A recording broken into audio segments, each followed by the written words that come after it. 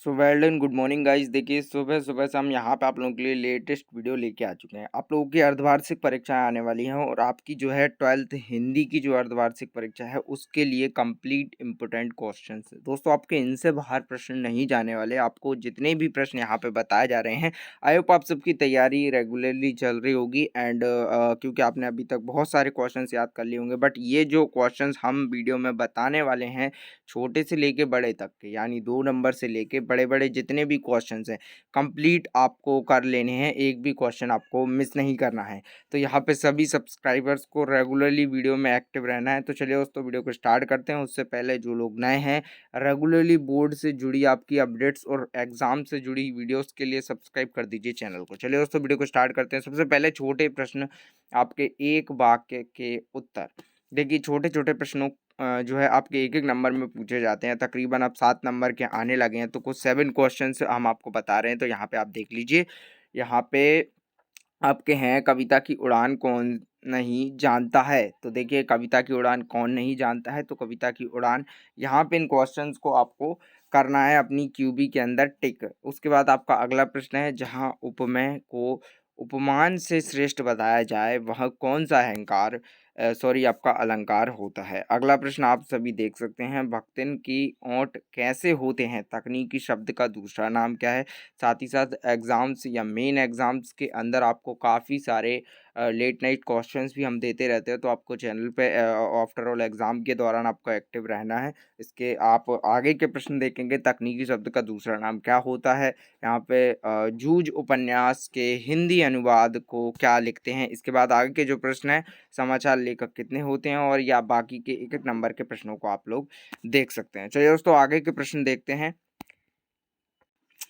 So finally दोस्तों अब हम यहाँ पे आ चुके हैं 2-2 नंबर के क्वेश्चंस पे, क्योंकि आपके सभी 2-2 नंबर के प्रश्न भी हमको पक्के करवाने हैं। तो ये देखिए यहाँ पे आपका ये जो है क्वेश्चंस, आप क्वेश्चन नंबर 6 से ये प्रश्न देख सकते हैं, पद्य साहित्य से आप क्या समझते हैं? अब बहुत सारे बच्चों को आ रहा होगा कि नहीं ओटी कहाँ से लिखे सर? तो देखिए ये पूरा का पूरा पेपर हमने आपका तैयार किया है आईएमपी का, तो इसकी जो ऑब्जेक्टिव हैं उनके लिए हम एक अलग से वीडियो बना लेंगे जिसमें आप ऑब्जेक्टिव सभी कर पाएँगे। इसमें हम आपको प्रश्न-प्रश्न बताते हैं और नहीं तो लास्ट में इनके सॉल्यूशंस भी बताने की कोशिश करेंगे। तो देखिए यहाँ पे पद्य साहित्य से आप क्या समझते हैं लिखिए।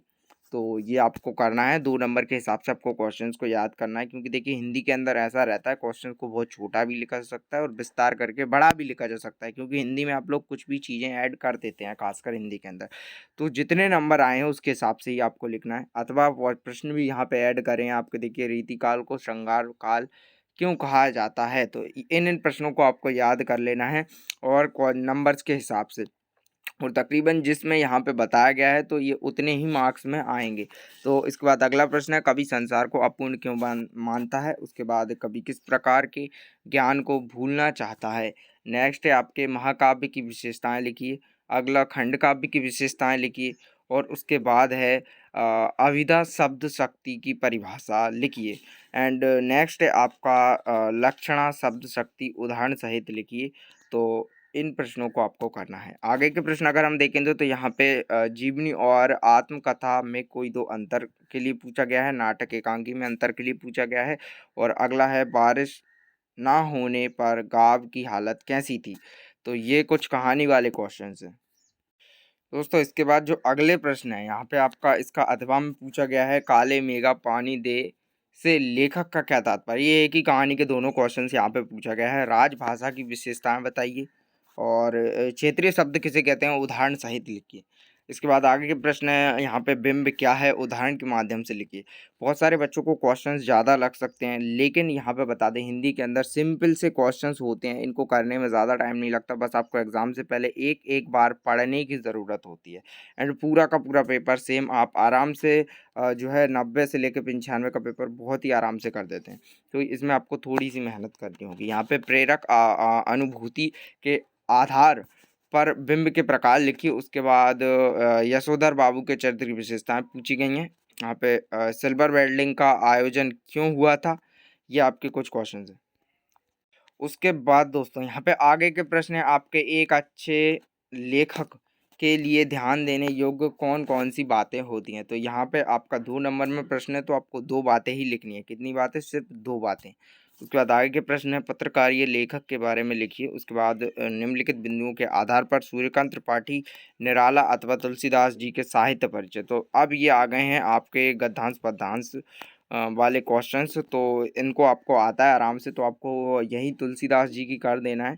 आपको याद कर लेना है पूरी की पूरी, 2 रचनाएँ, कला पक्ष और साहित्य में स्थान, बस इतने ही पॉइंट आपको करना है। जैसे कि 4 से 5 पॉइंट उसमें होते हैं, बट आपको ये पॉइंट ही करना है, यही आपके पेपर में आने वाले हैं। आगे की अगर हम देखेंगे तो निम्नलिखित बिंदु के आधार पर हजारी प्रसाद द्विवेदी अथवा जितेंद्र कुमार की साहित्य परिचय। देखिए 2-2 नाम दिए गए हैं, जैसे कि इसमें हजारी प्रसाद द्विवेदी और जितेंद्र कुमार, तो दोनों के आपको करना है, क्योंकि कोई एक तो फिक्स आपका एग्जाम में आने वाला है।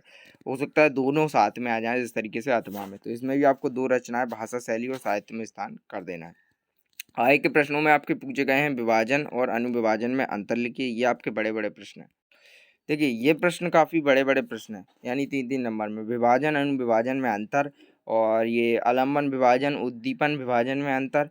इसके बाद 19 नंबर पर निम्नलिखित अपठित गद्यांश काव्यों को पढ़कर नीचे लिखे गए प्रश्नों को उत्तर दीजिए। तो ये तो आप वैसे ही कर लेंगे। अगर मान लीजिए ये जो मैं बता रहा हूँ ये भी नहीं आया, तो पेपर में अगर दूसरा भी आता है तो आपको उसी के अंदर से ढूँढ के और आपको कर देना है। क्या करना है, जो भी आपका पठित गद्यांश आए उसके कॉन्सेप्ट को समझ के और उसको पढ़ के सेम टू सेम आपको सेम टू सेम जो है कर देना है। तो कंप्लीट दोस्तों यहाँ पे आपके काफ़ी सारे क्वेश्चंस हमने कवर कर दिए, जो जिससे आपका काफ़ी पेपर कवर हो जाएगा। साथ ही साथ अभी और भी वीडियोस आएंगी जिनमें आपको ऑब्जेक्टिव टाइप क्वेश्चंस और बाकी और सब्जेक्ट के क्वेश्चंस आपको दिए जाएंगे। साथ ही साथ एग्ज़ाम टाइम में आपको हम पेपर भी दे देंगे। तो कंप्लीट दोस्तों, जो लोग नए हैं चैनल को सब्सक्राइब कर लेंगे, बेल आइकन को दबा लेंगे। रेगुलर वीडियोज़ के लिए मिलते हैं अगली वीडियो में।